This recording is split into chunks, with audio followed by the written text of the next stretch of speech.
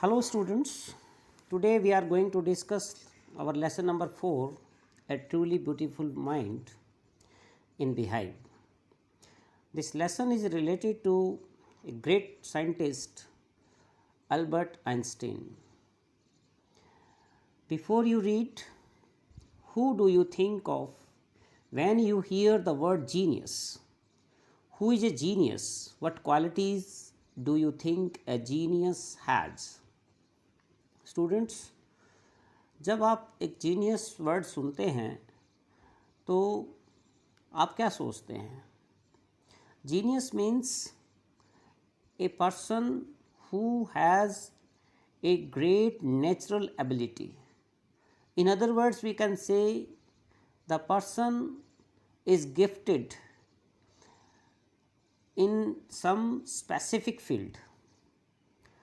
Genius जो व्यक्ति होता है वो दूसरों से डिफरेंट होता है, उसके अंदर दूसरों से हटकर क्वालिटीज़ होती हैं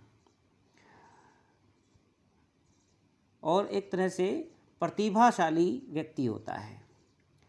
and A genius may be patient, hard working, intelligent and vigilant, and he may have some other qualities also. We shall now read about a young German civil servant who took the world by storm about 100 years ago. अब हम एक ऐसे German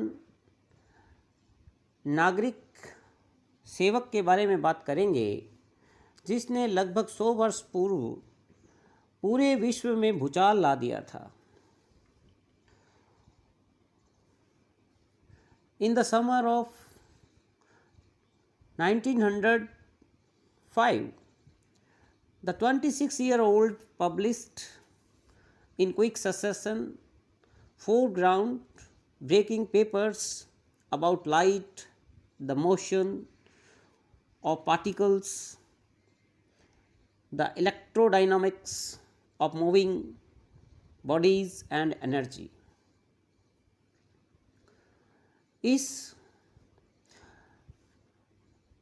26 वर्षीय युवक ने 1905 में ग्रीष्म ऋतु में इतनी जल्दी लगातार 4 पत्र प्रस्तुत किए प्रकाश के बारे में, कण की गति के बारे में और मूविंग पार्टिकल्स के इलेक्ट्रोडायनामिक्स के बारे में और ऊर्जा के बारे में. His work took up only a few pages in scientific journals, but changed forever our understanding of space, time, and the entire cosmos, and transformed the name Einstein into a synonym for genius. वैज्ञानिक पत्रिकाओं में उसका कार्य केवल कुछ पन्नों में ही समा गया, लेकिन अंतरिक्ष, समय और संपूर्ण ब्रह्मांड के विषय में हमारी समझ को हमेशा के लिए बदल दिया और आइंस्टाइन के नाम को जीनियस का सिनोनिम बना दिया, यानी कि पर्यायवाची बना दिया. सिनोनिम मीन्स पर्यायवाची. 50 years after his death, Albert Einstein's genius still reigns. Reigns means शासन करना, रूल्स. अपनी मृत्यु के 50 वर्षों के बाद भी अल्बर्ट आइंस्टीन की प्रतिभा आज भी समाज में और संसार में शासन करती है, यानी कि उसकी प्रतिभा को आज भी पूरे संसार में जाना जाता है.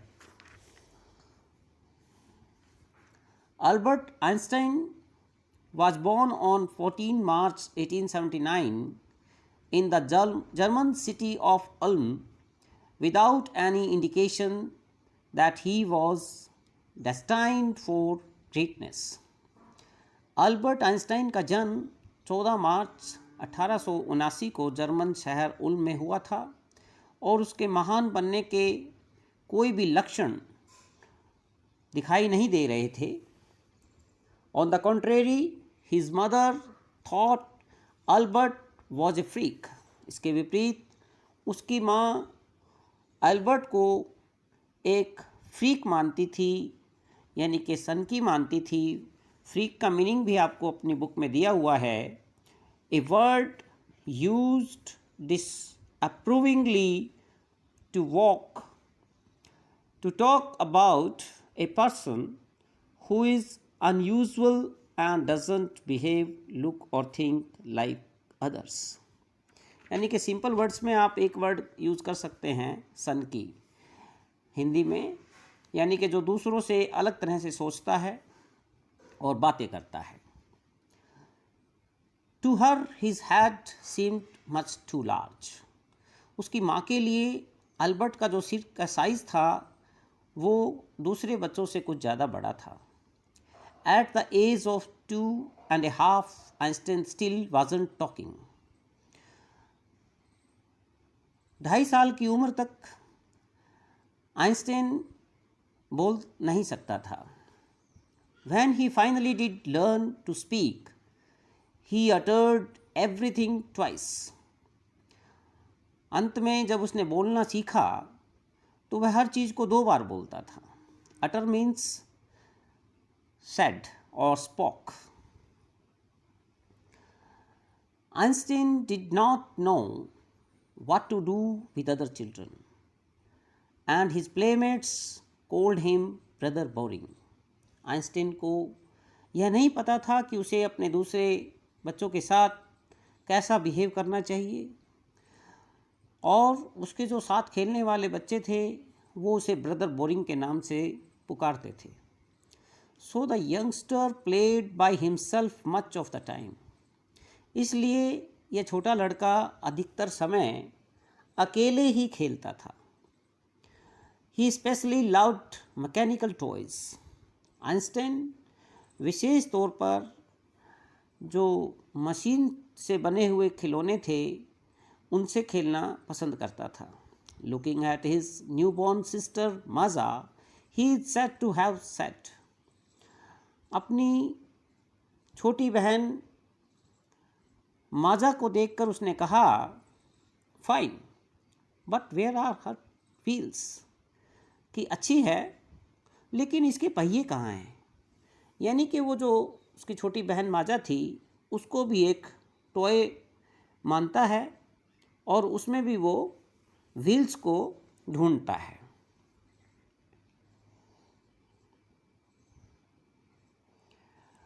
Now paragraph number 3.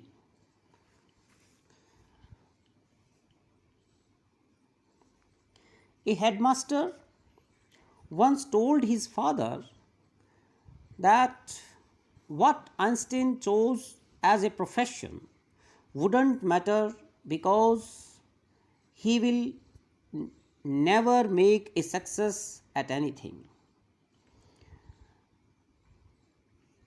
एक बार एक अध्यापक, मुख्य अध्यापक ने उनके पिताजी से कहा कि आइंस्टाइन अपने लिए कोई भी प्रोफेशन चुने. प्रोफेशन मीन्स ऑक्यूपेशन, व्यवसाय. इससे कोई फ़र्क नहीं पड़ेगा क्योंकि वह किसी में भी सफल नहीं हो पाएगा. Einstein began learning to play the violin at the age of 6 because of his mother wanted him to. He later became a gifted amateur violinist, maintaining this skill throughout his life.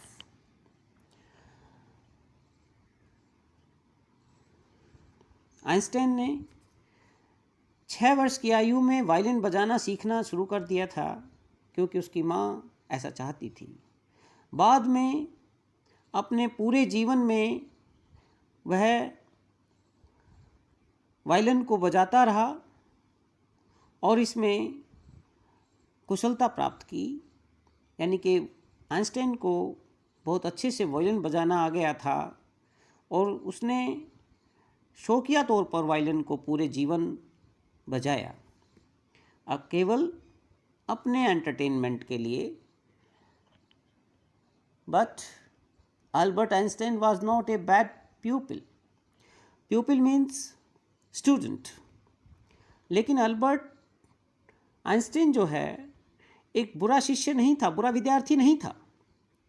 He went to high school in Munich, where Einstein's family had moved when he was 15 months old. Albert Einstein जो है Munich के high school में गया था, जहाँ पर Einstein की family उस समय चली गई थी जब वह केवल 15 महीने का था। यानी कि आइंस्टीन की उम्र जब 15 महीने की थी तो आइंस्टीन की जो फैमिली थी वो म्यूनिक में रहना उन्होंने शुरू कर दिया था। And scored good marks in almost every subject. और स्कूल में अल्बर्ट आइंस्टाइन ने लगभग प्रत्येक विषय में अच्छे मार्क्स प्राप्त किए। Einstein hated the schools regimentation and often clashed with his teachers.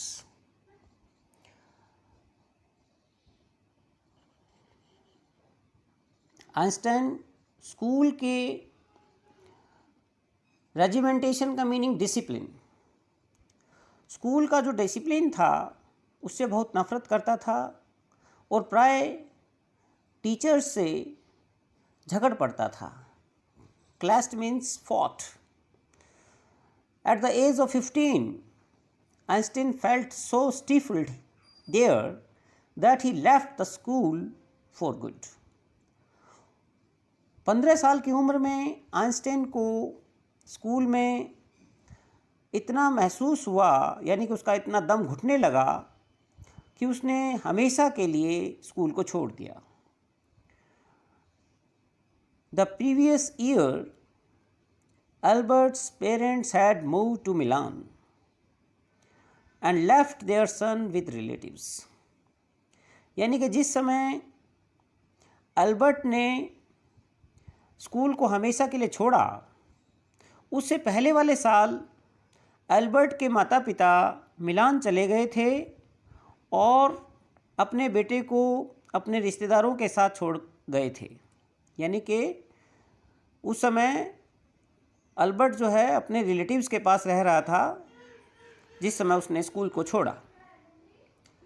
After prolong discussion, Einstein got his wish to continue his education in German speaking Switzerland in a city which was more liberal than Munich. लंबे विचार विमर्श के बाद Albert Einstein ने Switzerland के अंदर German भाषा बोले जाने वाले एक शहर में अपनी शिक्षा जारी करने का इरादा बनाया या इच्छा अभिव्यक्त की, इच्छा जताई। और यह जो शहर था स्विट्ज़रलैंड के अंदर जहाँ वो पढ़ना चाहता था, वह म्यूनिक की बजाय ज़्यादा लिबरल था। लिबरल का मतलब उदार, यानी कि म्यूनिक के अंदर जो डिसिप्लिन था स्कूल के अंदर वो काफ़ी कठोर था। इसकी वजह से अल्बर्ट आइंस्टाइन का वहाँ दम घुटने लगा और टीचर्स के साथ वो झगड़ पड़ता था और इसी वजह से उन्होंने स्कूल को छोड़ा। लेकिन जैसे ही उसको स्विट्ज़रलैंड के अंदर एक अच्छा वातावरण मिला तो उसने फिर से आगे पढ़ने की इच्छा जताई। Einstein was highly gifted in mathematics and interested in physics, and after finishing school he decided to study at a university in Zurich. Einstein mathematics में बहुत इंटेलिजेंट था और फिजिक्स में भी बहुत रुचि लेते थे। स्कूल की शिक्षा समाप्त करने के बाद उन्होंने ज्यूरिख शहर में एक यूनिवर्सिटी में पढ़ाई करने का फैसला किया। But science wasn't the only thing that appeal to the dashing young man with the walrus moustache. लेकिन विज्ञान ही मात्र एक ऐसा विषय नहीं था जो इस नौजवान को, जो कि बड़ी बड़ी मूछें रखता था, बड़ा जोशीला था, कुछ दूसरी बातें भी उसको अच्छी लगती थी।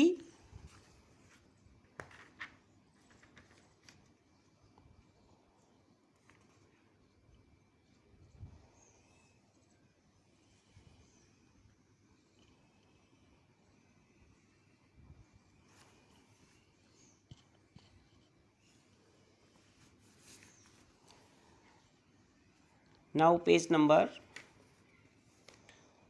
48. He also felt a special interest in a fellow student, Mileva Merrick, whom he found to be a clever creature. अब उसने अपने साथी विद्यार्थी, जिसका नाम मिलेवा मैरिक था, उसमें विशेष रुचि दिखाई, जिसको वह काफ़ी इंटेलिजेंट मानता था। क्लेवर मीन्स यहाँ पर इंटेलिजेंट से है। This young SERB had come to Switzerland because the university in Zurich was one of the few Europe where women could get degrees. यह जवान सर्ब की नागरिक मिलेवा मैरिक स्विट्ज़रलैंड के अंदर पढ़ने आई थी, क्योंकि जूरिक में जो विश्वविद्यालय था वो यूरोप के कुछ विश्वविद्यालयों में से था जहाँ पर महिलाएं डिग्री प्राप्त कर सकती थी, अपनी शिक्षा ग्रहण कर सकती थी। Einstein saw in her an ally against the Philistines, those people in his family and at the university with whom he was constantly at odds. Einstein ने उसमें फिलिस्तीनियों के विरुद्ध एक मित्र के रूप में देखा था। ये उसके परिवार और उसके विश्वविद्यालय के वे लोग थे जिनके साथ उसका लगातार विवाद बना रहता था। यानी कि फिलिस्तीनियों के साथ आइंस्टाइन के विचार नहीं मिलते थे और मिलेवा मैरिक भी फिलिस्तीनियों के खिलाफ थी। इसलिए इन दोनों के बीच में फ्रेंडशिप हो गई, दोस्ती हो गई। The couple fail in love, और बाद में उन दोनों में लव हो गया, यानी कि प्यार हो गया। Letters survive in which they put their affection into words mixing science with tenderness. वे पत्र सुरक्षित हैं जिनमें उन्होंने विज्ञान को कोमलता में मिलाकर के अपने प्रेम के शब्दों का इजहार किया। Wrote Einstein, how happy and proud I shall be when we both have brought our work on relativity to a victorious conclusion. बाद में आइंस्टाइन ने लिखा, मैं कितनी खुशी और गौरव का अनुभव करूंगा जब हम दोनों हमारी जो रिलेटिविटी की जो थ्योरी है उसके कार्य को विजयी निष्कर्ष तक पहुंचाएंगे। तो स्टूडेंट्स, इस वीडियो में हम यहीं तक रखेंगे and we will discuss the remaining part of this lesson in next video. Thank you.